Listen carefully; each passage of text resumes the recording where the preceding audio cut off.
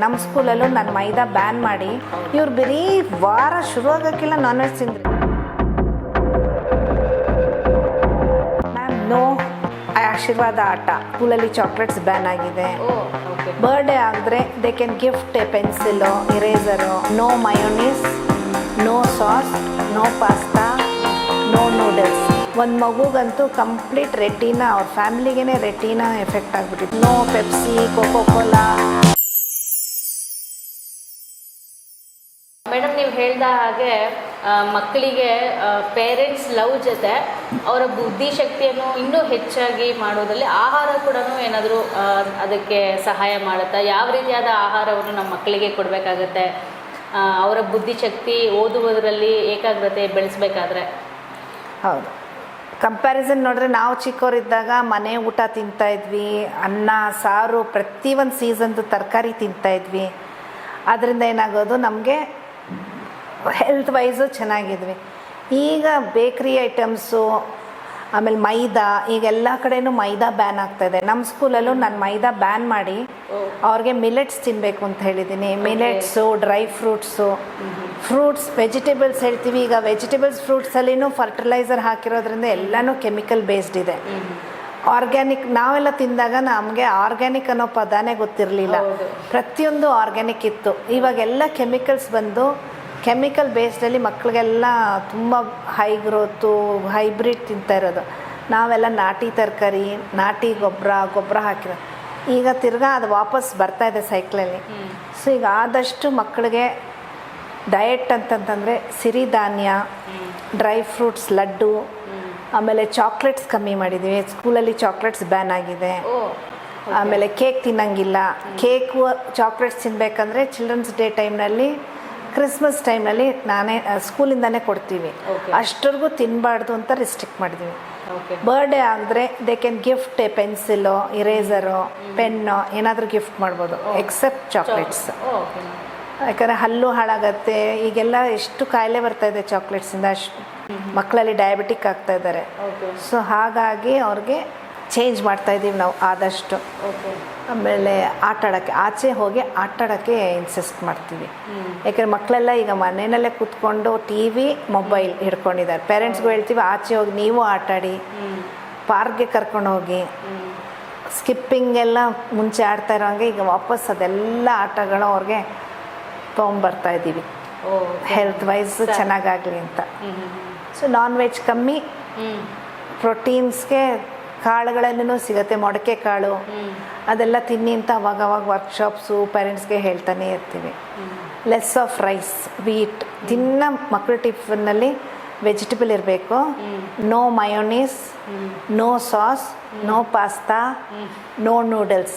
ಮೈದಾ noodles ಅಂತೂ ಇಲ್ಲ. ಈಗ ಪಾಸ್ತಾ, ನೂಡಲ್ಸ್ ಎಲ್ಲ ಮಿಲೆಟ್ಸಲ್ಲಿ ಸಿಗ್ತಾ ಇದೆ.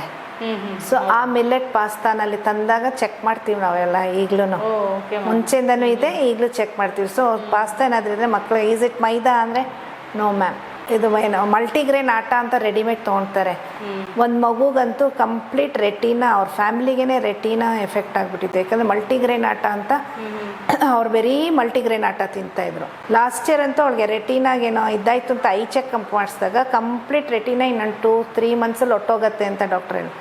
ಅದನ್ನು ಸೇವ್ ಮಾಡೋಕ್ಕೆ ಅದು ಫುಡ್ ಹ್ಯಾಬಿಟ್ಸ್ ಏನು ಅಂತ ಪೂರ್ತಿ ಚೆಕ್ ಮಾಡಿ ಅವರು ಮೈದಾ ರೋಟಿ ತಿಂತಾಯಿದ್ರು. ಮಲ್ಟಿಗ್ರೇನ್ ಇಲ್ಲಾಂದರೆ ಮೈದಾ ರೋಟಿ.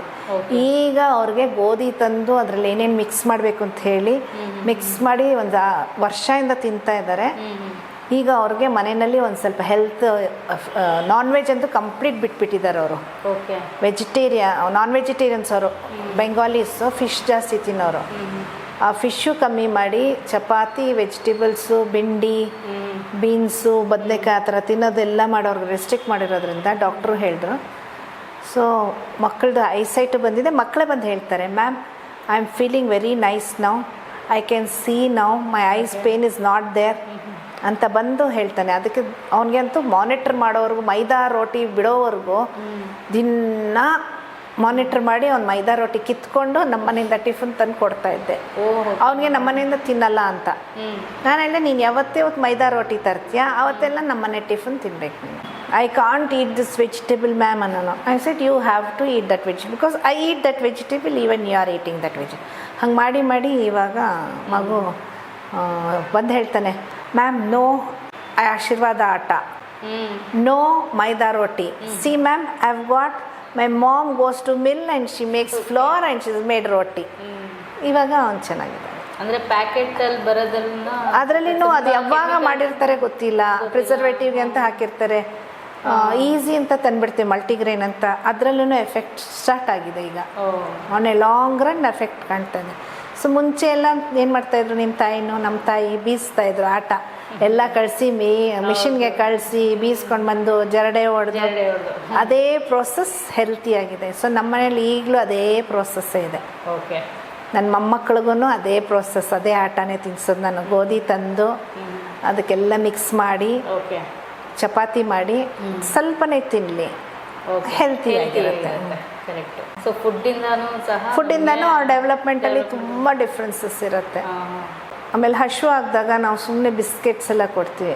ನಾನು ನನ್ನ ಮೊಮ್ಮಗಳಿಗೆ ಬಿಸ್ಕೆಟ್ಸ್ ಕೊಡಲ್ಲ, ಚಾಕ್ಲೇಟ್ಸು ಕೊಡಲ್ಲ. ಆದರೂ ಅವ್ರಿಗೆ ಚಾಕ್ಲೇಟ್ ಅಂದರೆ ಅಷ್ಟು ಆಸೆ ಇರುತ್ತೆ.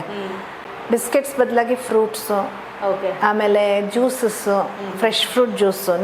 ಟಿನ್ ಜ್ಯೂಸ್ ನಾನು ಸ್ಕೂಲಲ್ಲೂ ಮಕ್ಳಿಗೂ ಕೊಡಲ್ಲ. ಇದ್ರ ಬರುತ್ತಲ್ಲ ಫ್ರೂಟಿ, ಮಾಜಾ, ಯಾವ ಇದು ಕುಡಿಯೋಕ್ಕೆ ಕೊಡಲ್ಲ. ಹಾಗೆ ಮನೆಯಲ್ಲಿ ಹಠ ಮಾಡಿ ಕುಡ್ದಿರಾಗ ಒಂದು ಮಗು ಏನು ಮಾಡಿದೆ, ಯಾವಾಗಲೂ ಅಸೆಂಬ್ಲಿನಲ್ಲಿ ಅನೌನ್ಸ್ ಮಾಡ್ತೀವಿ, no Pepsi, Coca Cola, Sprite ಅಂತೆಲ್ಲ 4-5 ಹೇಳ್ತೀವಿ. ಆಲ್ ದೋಸ್ ಅಂತ ಹೇಳಿದಾಗ ಒಂದು ಮಗು ಹೋಗಿ ಹಿಮಾಲಯನ್ ಡ್ಯೂ ಕುಡ್ದಿದ್ದಾಳೆ. ಏನಂದರೆ ma'am did not announce that name. ಆಮೇಲೆ ಕರೆದು ಹೇಳಿದ್ವಿ, no soft drinks, it is all banned ಅಂತಂದ್ಬಿಟ್ಟು ಕೋಕೋ ಕೋಲಾ ತರಿಸಿ ಅವ್ರಿಗೆ ಹೇಗೆ ಅದರಲ್ಲಿ ಶುಗರ್ ಇದೆ ಅಂತ ಎಕ್ಸ್ಪರಿಮೆಂಟ್ ಮಾಡಿ ಅಲ್ಲಿಟ್ಟಾಗ ಮನೆಗೆ ಹೋಗುವಾಗ ನೋಡಿದರೆ ಎಲ್ಲ ಶುಗರ್ ಕಂಟೆಂಟ್ ಕೆಳಗಡೆ ಇತ್ತು.